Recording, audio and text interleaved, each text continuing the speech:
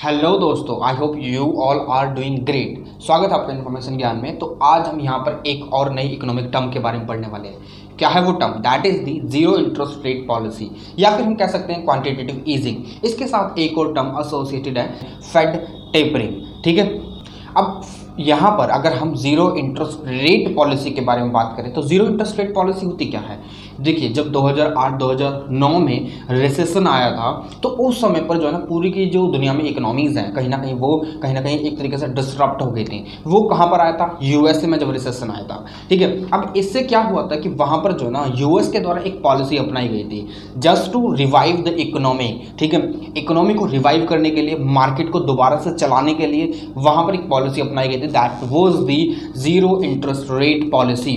ठीक है, यहाँ पर जब इसको अपनाया गया था ना यूएसए में, तो यहाँ पर क्या करा गया था इसमें कि यहाँ पर आपको यहीं से समझ में आ जाना चाहिए कि जीरो इंटरेस्ट यहाँ पर यानी जीरो इंटरेस्ट कर दिया गया था। ठीक है, रेट पॉलिसी, रेट जो था वो जीरो इंटरेस्ट था, पॉलिसी बनाई गई थी जिसमें जीरो इंटरेस्ट था। किसके द्वारा? फेडरल बैंक के द्वारा।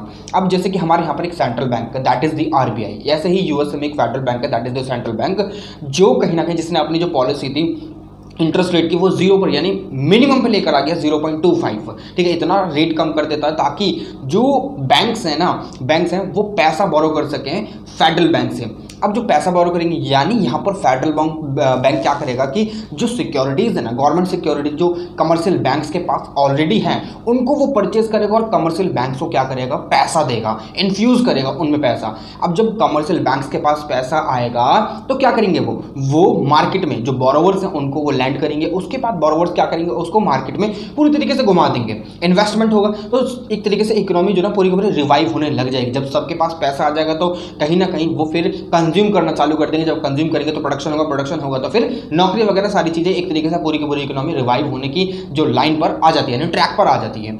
ठीक है, इस समय पर जो है अगर जो फेडरल बैंक है एक और पॉलिसी यूज करता है, जब ये सारी चीजें आसानी से एक तरीके से ट्रैक पर होने लग जाती है ना, ट्रैक पर चलने लग जाती है आसानी से अच्छे तरीके से, तब फेडरल बैंक जो होता है वो एक और चीज यूज करता है, that is the Fed tapering. Fed tapering का मतलब क्या होता है कि ये जो क्वांटिटेटिव ईजिंग है ना, that is the zero interest rate policy, इसको धीरे धीरे हल्का करना।